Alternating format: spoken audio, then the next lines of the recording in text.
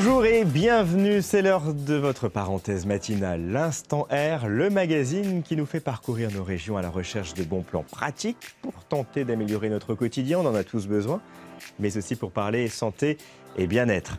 Tenez un exemple, on va tester ce matin le froid pour se soigner. Le froid, un remède très efficace pour améliorer les troubles du sommeil ou faciliter la récupération musculaire. On va expérimenter la cryothérapie dans un instant.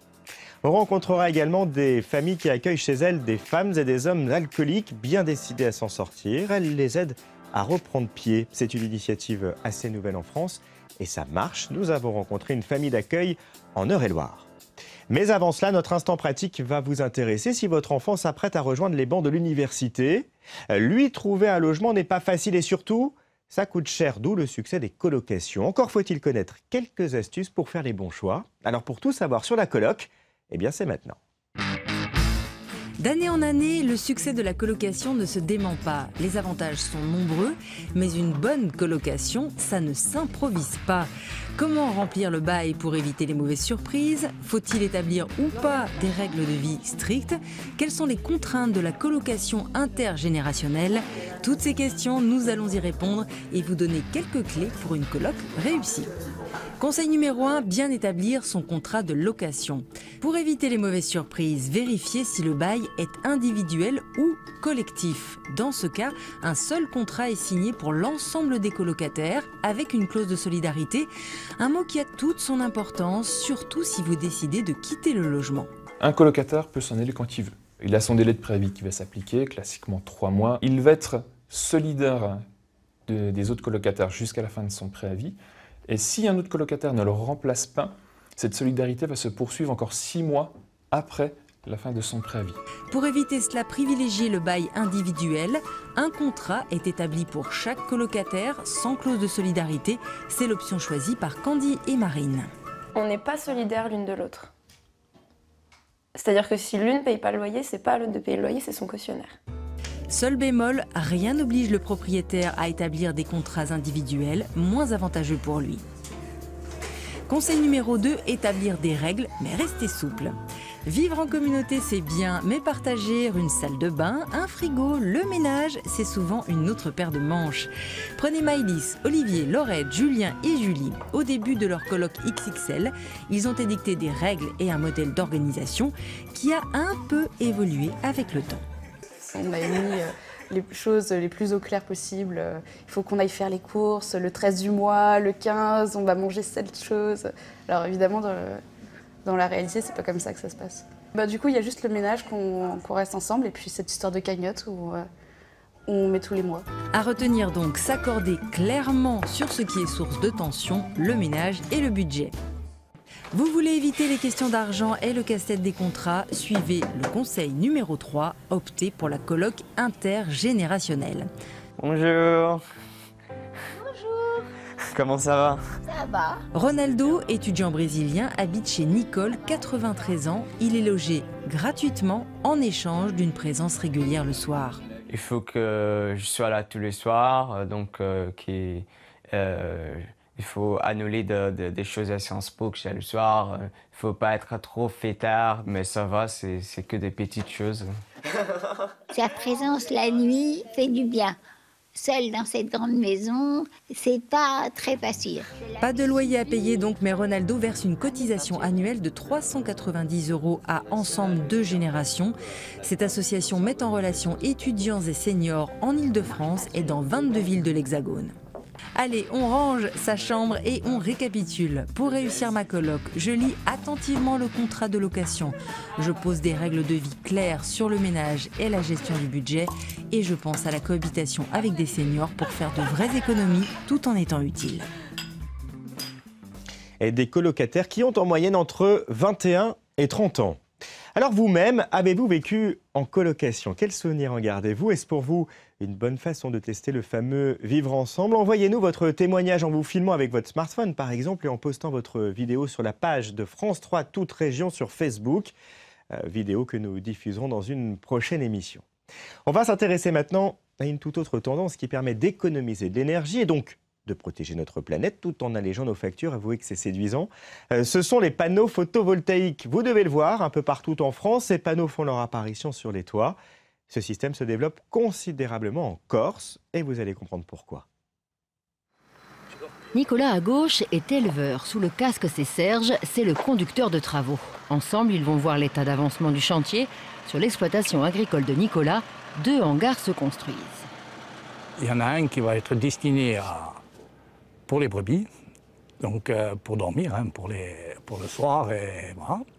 Et le second pour le matériel. Tout ce qui est matériel et stockage fourrage. Ces hangars font 665 mètres carrés. Chaque structure vaut au moins 70 000 €. Mais pour ces équipements, Nicolas n'a pas déboursé un centime. Jusqu'à maintenant, je n'avais pas les finances et les moyens de construire. Donc là, on me donne une solution. J'ai préféré avoir cette solution-là. Cette solution, comme le financement qui va avec, viennent de l'entreprise qui emploie Serge. Si Amarenco, spécialiste en solaire photovoltaïque, investit dans les hangars de Nicolas, c'est qu'ils vont lui rapporter du courant et donc de l'argent. On fait un hangar photovoltaïque. C'est un hangar sur lequel on va mettre des panneaux solaires qui vont produire de l'électricité qui va être réinjectée sur le réseau EDF. L'agriculteur en fait a à sa charge le terrassement, l'accès au chantier et nous on prend à notre compte tout ce qui est construction et couverture en module photovoltaïque. Dans cette exploitation agricole du Nez, où l'installation est presque terminée. Sur le toit, 392 panneaux photovoltaïques. Au total, une puissance de 100 kW, de quoi alimenter environ 30 logements. Donc voici le shelter. C'est Pierre qui est chargé d'effectuer les raccordements électriques. C'est là que tout se passe. Donc on a les trois onduleurs qui sont présents, donc qui transforment l'électricité continue en électricité alternative. Et donc qui est réinjecté sur le réseau EDF de par le coffret EDF qui est plus loin. C'est là que la transformation se fait. On peut avoir une vue sur la production, savoir ce qui fonctionne, ce qui ne fonctionne pas à distance. Actuellement, Amarenco et Corse Énergie Solaire, son partenaire local, construisent en Corse 80 hangars de ce type pour des agriculteurs. C'est le signe d'un dynamisme retrouvé pour ce secteur d'activité. Très en vogue dans les années 2000, le photovoltaïque a connu un développement rapide et puis EDF a brusquement baissé son tarif de rachat. On s'est retrouvé dans une situation extrêmement difficile.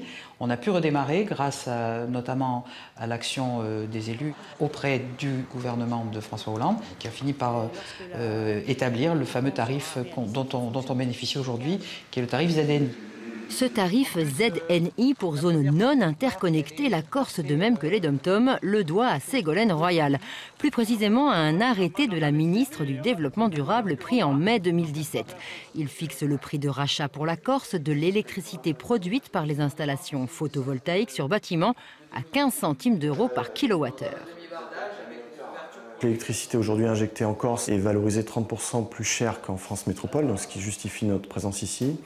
Et aussi, bien sûr, vous avez la chance d'avoir un ensoleillement qui est plus conséquent qu'en France métropole, donc ce qui fait que nos centrales vont avoir une production de plus 10, plus 20%, suivant les endroits. Donc c'est une partie qui est intéressante. La partie qui l'est moins, c'est le réseau, la partie technique ici qui est plus dure pour nous à gérer. Et après, on a des coûts aussi qui sont plus élevés en Corse par rapport au continent. Au terme d'un bail conclu pour 30 ans, l'ensemble, panneaux compris, deviendra la propriété de l'agriculteur. D'ici là, il aura utilisé le hangar comme bon lui semble. Sébastien compte y abriter ses 100 vaches, mais aussi développer une activité commerciale. Je voudrais faire la télé des coupes, voilà, pour pouvoir passer ma production. Ce serait un projet que j'ai toujours eu, que je voudrais finaliser. J'aurais pu le faire, oui, peut-être d'ici 10 ans. Et avec le mode des panneaux voltaïques, je dirais, ça m'a permis de le faire plus vite, sans trop investir d'argent. Ça va faire un bond en avant de 10 ans, je dirais. Amarenco et Corse Énergie Solaire, qui ne sont pas les seuls opérateurs, tablent sur 330 hangars agricoles photovoltaïques opérationnels en 2020. Les premières mises en service interviendront dès le mois de juin prochain. Et si ce système de panneaux photovoltaïques vous intéresse, eh bien j'ai trouvé un dossier très bien fait sur conseil-thermique.org. On vient de le voir à l'instant, la chaleur permet de faire des économies. Le froid, lui, permet de nous soigner. Cela s'appelle la cryothérapie et c'est une pratique qui est de plus en plus utilisée. Alors est-ce efficace et est-ce sans danger? C'est notre instant bien-être. Donc, je vais vous demander de remplir un questionnaire de santé avec des contre-indications à la cryothérapie. Donc, les principales, c'est une hypertension artérielle non traitée ou des problèmes cardiaques de moins de 6 mois. Donc, pas de contre-indication pour Fadan, éducateur sportif, champion d'athlétisme. Il s'apprête à vivre une première expérience de froid extrême. J'ai pas mal de courbatures dues aux entraînements que je fais et comme j'ai des compétitions assez importantes qui vont s'enchaîner, donc du coup ça tombe bien que ça se trouve du coup à côté de Châlons pour que je puisse en profiter. Derrière les oreilles. Un masque pour protéger les voies respiratoires, un bandeau sur les oreilles voilà. Impeccable. Et des gants polaires. C'est bon, on est prêt. Prêt Allez. pour le grand bain, 3 minutes dans l'air glacé. Pendant toute la durée de la séance, Cédric Chavet, le gérant du centre, reste à proximité et communique avec son client. Donc, normalement, vous allez commencer à ressentir un peu de picotement au niveau des avant-bras. C'est bon? Nous, on est sur une technique comme l'INSEP, donc d'immersion totale avec de l'air refroidi électriquement. Donc, il n'y a pas nécessité à avoir des températures beaucoup plus basses que moins 85, moins 95 degrés. Des températures que Fadan va bien supporter, impression en sortant de la cabine. Il fait froid, il fait très froid, mais franchement c'est très bien. Au bout de 2 minutes, comme il a dit, on sentait des picotements au niveau des avant-bras. Et puis voilà, sinon je trouve ça très bien. La séance devrait soulager ses courbatures, mais la cryothérapie aurait aussi beaucoup d'autres vertus. Son principe est très simple.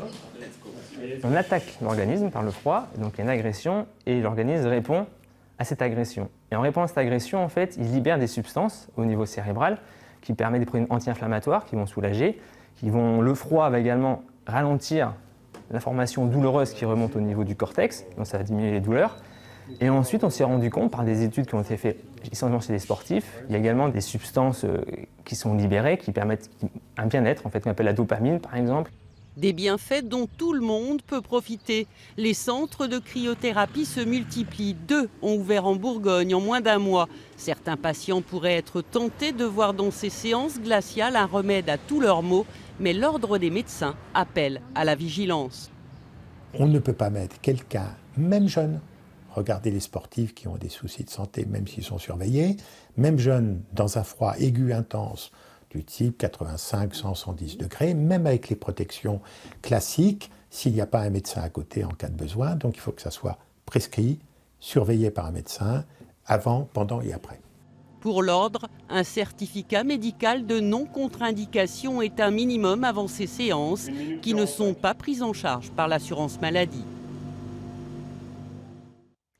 L'instant R, la quotidienne des régions continue. Dans quelques minutes, je vous emmènerai en Moselle pour visiter d'anciens sites miniers reconvertis aujourd'hui en musée.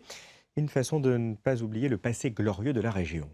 En cette semaine, marquée par la rentrée scolaire, nous rencontrerons un enseignant remarquable, un instituteur et un artiste. Victor est tout à la fois, vous verrez. Et tout de suite, nous avons voulu mettre en lumière une initiative assez nouvelle en France, les familles d'accueil pour personnes alcooliques. Ici, tout est fait pour les aider à se débarrasser de leurs addictions et leur réapprendre à vivre. C'est le dossier de la matinée, il nous emmène en Eure-et-Loire. Salut Philippe. Bonjour Cynthia. Bonjour Guy. Ça va? Tous les mois, Guy et Philippine viennent ici dans la maison de Cynthia. Ils rendent visite à Philippe, qui vit en famille d'accueil pour soigner son alcoolisme. Bon, bah, c'est bien. Ok, on y va? On y va. Allez, c'est parti. Ancien alcoolique, Guy aide aujourd'hui les personnes à sortir de cette maladie chronique. Il travaille pour l'hôpital de Sèvres, en région parisienne. Selon lui, vivre en famille d'accueil permet à Philippe de prendre le temps qu'il lui faut pour se réinsérer. Cette inauguration, ça s'est passé comment? Parce que grand cocktail, j'imagine, un peu d'alcool. Oui, surtout du champagne. Ouais, et alors? Et il y avait beaucoup de jus d'orange et du coca. Ah, il y avait du jus d'orange et du coca aussi, oui, comme quoi, il n'y a pas que du champagne dans la vie. Non. Pour la plupart de mes accueillis, je veux que voilà, si ça va pas et qu'ils se sentent pas bien ou qu'ils ont des pulsions, qu'ils viennent vers moi et puis même des fois, ils n'ont pas besoin de parler. Tu le sens. À lundi, bon week-end, bon barbecue. Philippe a commencé à boire il y a quelques années, le soir, avec ses collègues, après un travail fatigant. Petit à petit, je voyais qu'en buvant de l'alcool, c'était plus facile de travailler parce qu'on a pas mal de pression quand on est projectionniste dans des grandes salles. Après son sevrage, Philippe a choisi de continuer son traitement en famille d'accueil. Il est arrivé ici il y a 3 mois. Je ne voulais pas me retrouver avec d'autres personnes en fait, dans la même situation que moi. Ça me semblait pas... je voulais être dans un cadre un peu normal. Vivre en famille d'accueil signifie s'impliquer dans la vie de tous les jours. Par exemple dans le jardin, ou l'après-midi pour aller chercher Maëlys à l'école et Enoa chez la nounou. Cela fait 8 ans que Cynthia accueille des alcooliques. Elle est rémunérée pour ça. Ce travail lui plaît, elle se dit plus sereine. Ils ont des projets quand ils arrivent ici à la maison. Et moi, je suis là pour les aider. Je suis là pour les pousser, et les motiver, et les encourager. Et si ça ne va pas, allez, c'est pas grave, on y va, on y retourne. Demain, c'est un autre jour. Et puis, je ne suis pas toute seule aussi. Il y a l'équipe surtout qui est derrière aussi. Parce que franchement, honnêtement, je ne crois pas que j'aurais fait ce métier-là s'il n'y avait pas toute l'équipe qui est derrière aussi, quoi. Philippe a décidé de prolonger son séjour chez Cynthia de 3 mois supplémentaires. Il espère ensuite retrouver du travail et un appartement, peut-être ici, dans les environs de Dreux. Et pour venir en aide à celles et ceux qui souffrent d'alcoolisme, il y a ce site alcool-info-service.fr qui donne des infos et des conseils. C'est un professeur des écoles qui marque les esprits, il s'appelle Victor et si vous étiez avec nous hier matin, vous l'avez déjà rencontré car nous le suivons toute cette semaine et oui, c'est la rentrée scolaire, ça ne vous a pas échappé. Et ces méthodes d'enseignement séduisent, il faut dire qu'elles sont peu communes. Un prof, aujourd'hui à la retraite, qui se révèle aussi être un artiste talentueux. Le maître d'école à son bureau, quelle belle image d'Épinal. Écrivain, scribe, Victor est un peu les deux à la fois, mais pas seulement. Dans son salon, de mystérieuses boîtes s'accumulent. À l'intérieur, un délire de couvre-chef, une obsession, une fièvre qui est montée il y a 24 ans. Des mitres, comme celle-ci, réservée aux maîtres d'école. Donc c'est une mitre de fonction qui est destinée à être portée autant dans la cour pendant les surveillances de récréation qu'en classe. Cette mitre, un petit bijou, une méthode d'apprentissage à elle seule. Voilà. Où sont recensés tous les savoirs à acquérir. Là, c'est pour apprendre à lire l'heure, là pour apprendre à faire les lacets et pour apprendre à jouer au dé. Et ensuite, nous arrivons à la leçon d'histoire. Alors, la leçon d'histoire, nous voilà chez les Égyptiens avec leurs outils scripteurs, puis chez les Grecs avec Athéna. Et ici, l'impartialité du maître, qui va traiter de la même manière le mauvais élève et le bon élève. Et voilà ce qui advient plus tard, la différence entre les bons élèves et les mauvais. Tu vois que c'est indispensable. Ce que je vois surtout, c'est que Victor est incapable de rester les bras croisés. Ces tiares représentent des milliers d'heures de travail, des milliers de coups de pinceau. Je n'ai fait que ça. Si, j'ai élevé mes enfants, j'ai travaillé, j'ai fait la cuisine, les courses, j'ai moulé, j'ai poncé, j'ai tracé, j'ai peint, avec vigueur, avec joie. Je reste sans voix devant ce modèle, la chronotiare, une merveille digne des enluminures du Moyen-Âge où défilent les saisons, les mois et les jours. Vendredi, Vénus, samedi, Saturne et dimanche, le Soleil. Voilà. Et qu'est-ce qui t'a pris ? Il me fallait un calendrier. Je me suis fait un calendrier. C'est vraiment juste l'envie de sortir des trucs que j'avais dans la tête, quoi. C'est tout. Dans quelques jours, sa tête sera encore plus libre, ouverte à toutes les excentricités. Fini les cahiers, les abécédaires. Victor prend sa retraite après 41 ans de métier. Tu es content de la prendre, cette retraite ? Oui. Ouais. Oh oui. Échapper à la corvée du lever, à la rigueur de l'emploi du temps. Je vais faire connaissance avec ce qu'est le temps libre. Et les enfants, alors, tu vas tourner la page ? Bah oui, je vais tourner la page, de manière un peu familière de parler quand même. Parce que Alors si, ce sera tourner la page comme on la tourne pour y mettre des fleurs à sécher. Voilà. Sécher les fleurs comme on sèche ses larmes. Mais ce n'est pas encore le moment, car derrière les mitres, quelqu'un attend son heure. Un cochon, dernier pied de nez du maître, réservé demain aux enfants. Et nous suivrons encore Victor demain pour découvrir d'autres facettes de ce prof, décidément pas comme les autres. Un enseignant qui aime transmettre son savoir, son expérience, est également l'objectif de 2 musées en Moselle, des lieux qui étaient auparavant des sites miniers. Alors suivez le guide, il nous emmène à Petite-Rosselle. Au plus fort des années 60, le carreau Wendel emploie 5000 mineurs. Ils arrachent 10 000 tonnes de houille par jour des entrailles de la terre. L'activité cesse en 1989. 2 ans plus tard, le site est choisi pour conserver la mémoire du charbon mosellan. Les atouts avantages qu'on trouve sur le site, c'est tout d'abord sa grandeur. 50 hectares avec 22 bâtiments, 4 chevalements. Donc en fait, suffisamment grand pour engranger toute l'histoire du charbon en Lorraine. Conserver le plus grand site minier de France est aussi un défi financier pour les collectivités locales. Avec un coût de fonctionnement contraint de 1,2 million d'euros par an, la direction actuelle doit faire des choix dans ses investissements. Des investissements qu'il faudra poursuivre encore pendant de très longues années.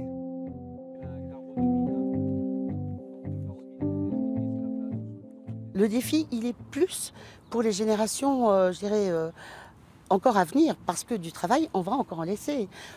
Lorsqu'on regarde l'ensemble des bâtiments ici, on occupe peut-être 40% de la surface, 35% entre les parties, les surfaces d'exposition, les ateliers, mais après, il y a encore beaucoup de bâtiments qu'il va falloir, bien sûr, auxquels il va falloir trouver une destination.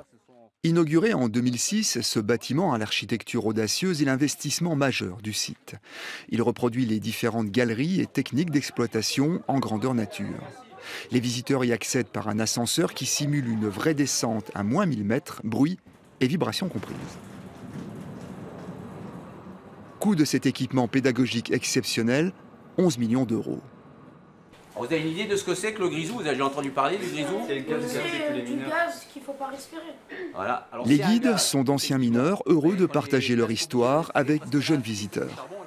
Je suis descendu au fond, me repérer d'une part, et puis en passant dans les différents chantiers, cette visite personnelle en fait a duré 3-4 heures. Et en sortant de l'autre côté, en éteignant ma lampe, je me dis, tu viens de refaire un poste au fond. À 15 km de Petite-Rosselle, de l'autre côté de la frontière, l'ancienne usine sidérurgique de Völklingen. L'usine sarroise est la seule aciérie au monde datant de l'apogée de l'ère industrielle. Classée patrimoine mondial de l'UNESCO en 1994, elle accueille 500 000 visiteurs par an. Les Völklinger Hütte et le musée Les Mineurs Wendel tentent, sur la base de cette histoire industrielle commune, de développer une synergie entre les 2 sites. Nous avons besoin d'un lien symbolique fort entre le carreau Wendel et la Völklinger Hütte. On pourrait bien sûr mettre en place un bus ou un train entre les 2 sites pour les visiter à la suite. Mais on aurait surtout besoin d'un travail historique en commun et de projets de développement en commun. Notre site a été validé par les Sarrois comme étant le site qui représente pour les Lorrains, mais aussi pour les Sarrois, le patrimoine industriel charbon. Et dans cette mesure, nous travaillons depuis plus d'1 an maintenant avec la Tourismuszentrale et les ministères correspondants à l'élaboration du schéma de développement touristique de la Sarre. À l'image de son grand voisin sarrois, le carreau Wendel peut devenir un pôle d'attractivité économique régionale important, à condition toutefois d'y mettre les moyens. La culture, on la voit toujours comme un coût, ça coûte cher. Et on sait très bien aujourd'hui, si vous regardez toutes les études, que la culture rapporte beaucoup d'argent. Il y a des pays qui l'ont compris. Par exemple, nos pays frontaliers, nous ne sommes pas très loin de Völklingen ici en Allemagne, ou de Belval du côté du Fer au Luxembourg. Et il y a eu des réussites qui ont fait qu'on a pu combiner à la fois les besoins économiques, les besoins culturels, la question mémorielle. Ça a été fait. Convaincus de la future attractivité économique du patrimoine industriel, les promoteurs du musée programment pour cette année l'embellissement des extérieurs et la construction d'un restaurant. Mais un danger guette, la baisse régulière de la dotation de l'État aux collectivités locales qui supportent l'essentiel du coût de fonctionnement risque d'avoir des répercussions sur les investissements et à terme d'hypothéquer l'avenir du site. L'instant R comme région, c'est terminé pour aujourd'hui, mais on se retrouve demain matin pour visiter notre beau pays et glaner ici et là de bonnes idées pour simplifier notre quotidien.